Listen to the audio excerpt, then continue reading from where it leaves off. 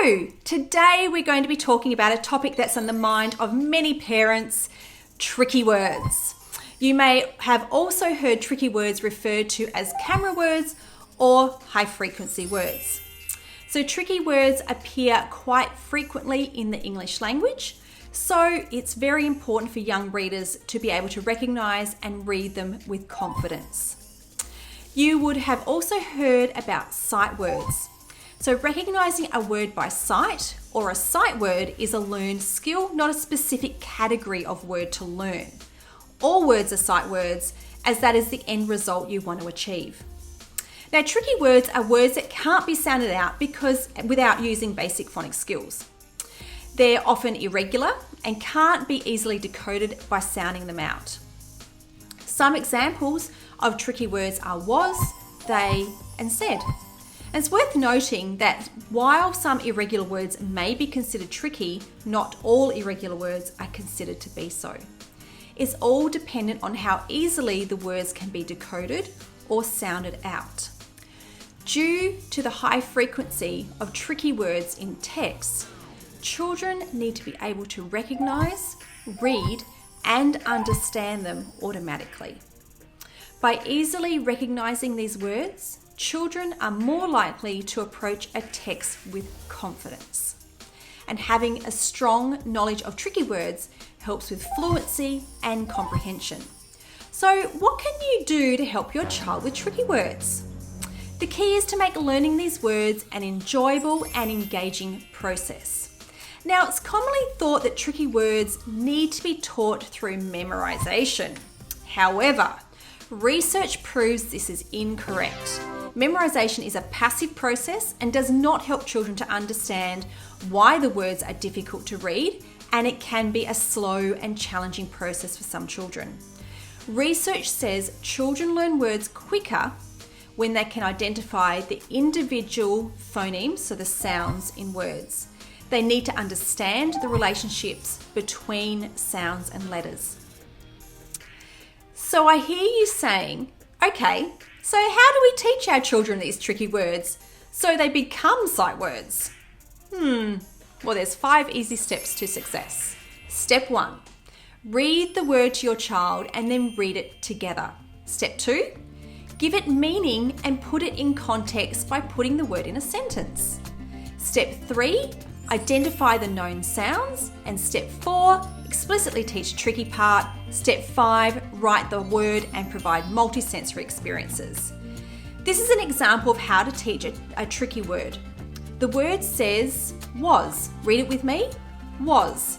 I was going to the beach. There was a big smile on her face. Let's sound out this word. Was. Oh, that doesn't sound right. The w is making the correct sound, but in this word, the a is making an o sound and the s is making a z sound. So the a and the s is the tricky part of this word we need to remember. Let's sound it out again, knowing that this is the tricky part to remember. Was. Now, some teachers may say to put a heart over the tricky part and it becomes a heart word, meaning they need to know this part by heart. Other programs teach children to sound it out using the letter names. So it's really important for you to find out from your child or their teacher how they teach them at school, so you can be consistent at home in this part of the steps. So no matter what technique your school uses, the most important thing to remember is for children to remember the tricky part. Finally, ask them to write the word maybe on a whiteboard or paper or in the air and say the sounds or letter names as they write them. So let's do another example. This is the word said. Read it with me. Said. Mum said to go outside and have some fun. Let's sound it out and see what sounds we know. S-a-it-d. That doesn't sound right. What is the tricky part? Let's look at the sounds again. S is correct. And in this word, the a and the I come together and they make the e sound.